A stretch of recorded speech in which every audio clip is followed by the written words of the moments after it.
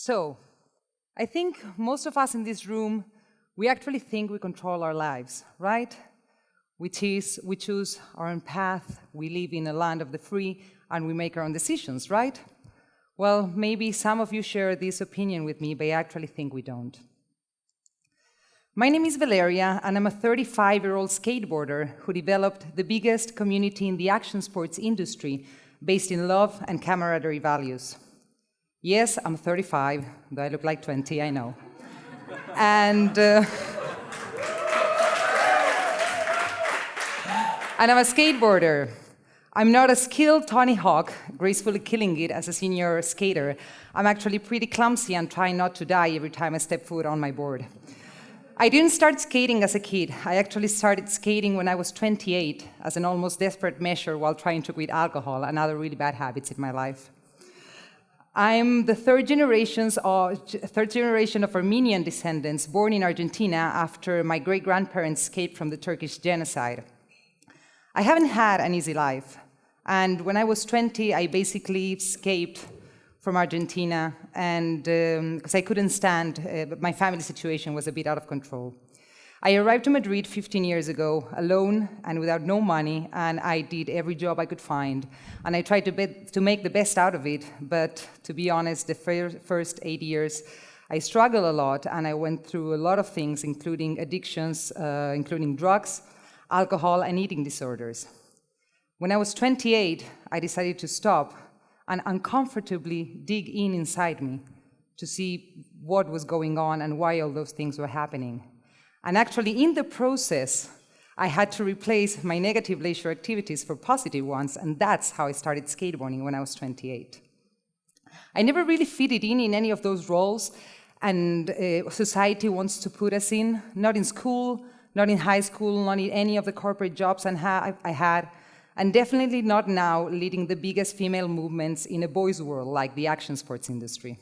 Most of my friends laughed when I told them the theme of this talk, because I think I've been shaking up the order since I was born. And I think my mom, who's today in the audience, can confirm that. Right, Mom? Okay, good.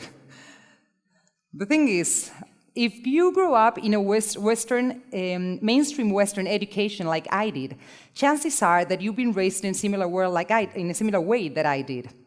We are raised, and they tell us what they expect from us at every age and what we should do at every age. And we are born and we go to school, and it doesn't matter what any special gift we may have or how different we may be from other kids. We're all taught the same in the same way.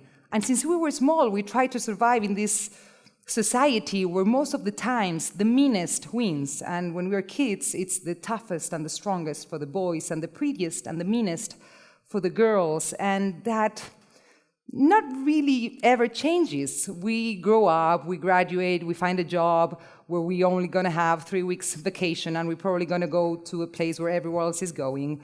And we try to survive in this system that someone else created, with these rules that someone else created, and we're just buying it.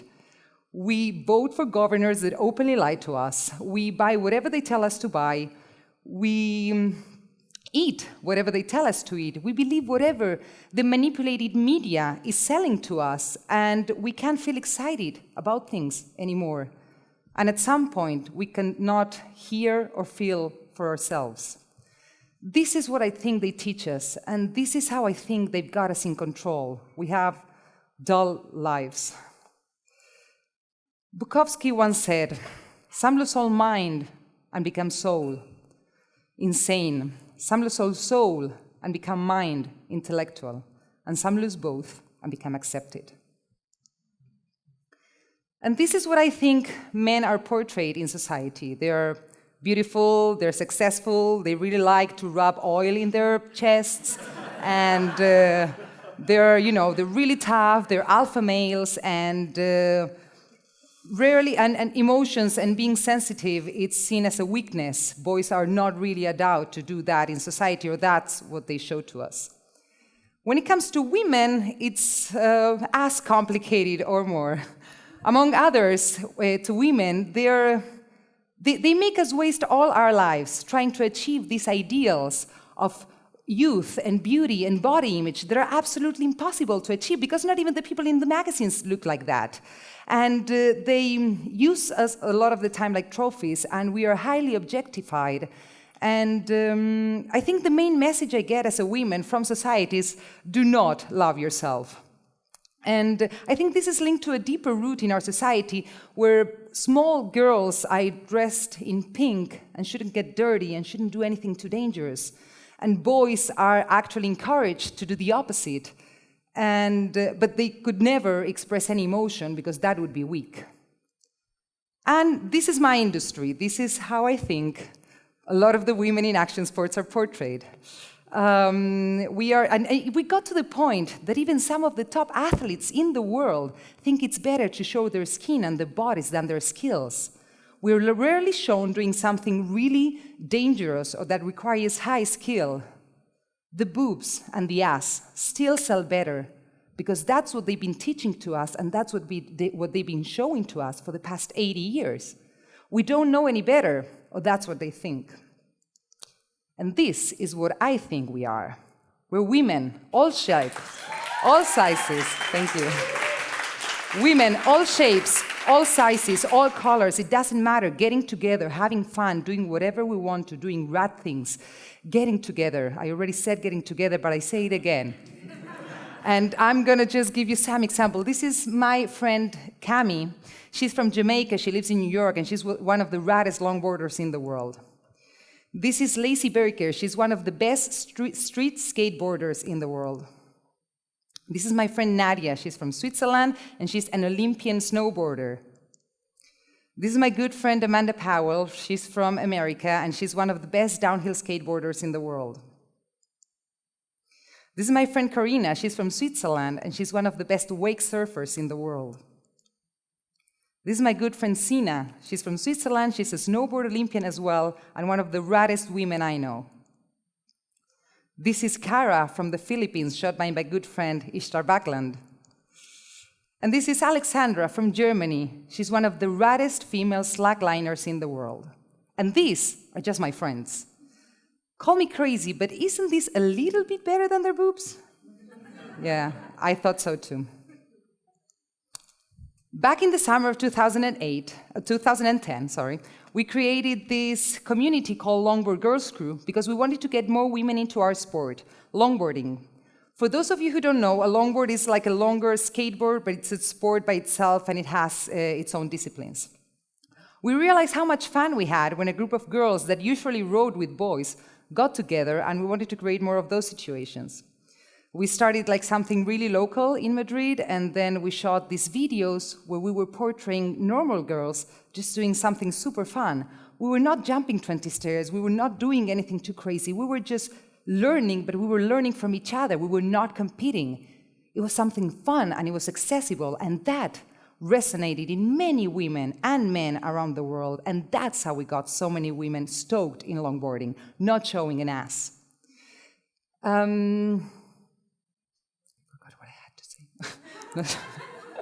Many years of hard work later, we're now the biggest community in the action sports industry.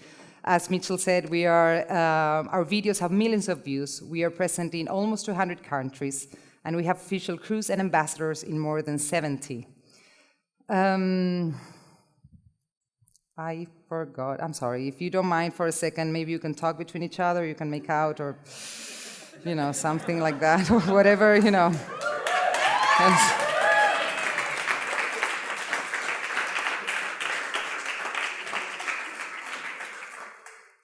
We created something empowering for women that was in the sports field, that was not based in competition, but it was based in love, in camaraderie values.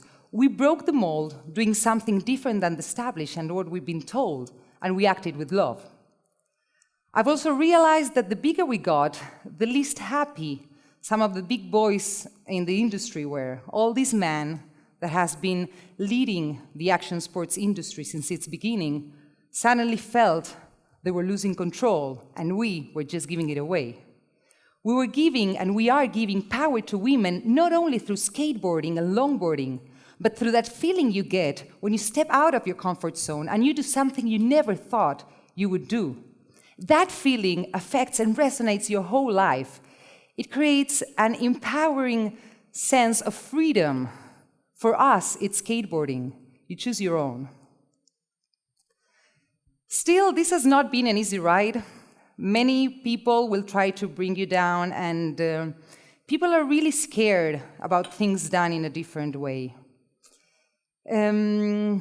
It was also scary for me, because, they teach us that different is bad. We're not inside the box, and we're not under their control anymore. Still, living out of the box can be really scary. It was definitely scary for me, and it still is sometimes, because even if you work in something you believe in, you suddenly have no kind of security, you don't have a regular salary. In my case, you don't have any savings. So, most of the people will tell you you're absolutely crazy. A lot of people will start hating you for reasons they made up and you don't understand. And even my parents were freaking out about my financial situation in my 30s.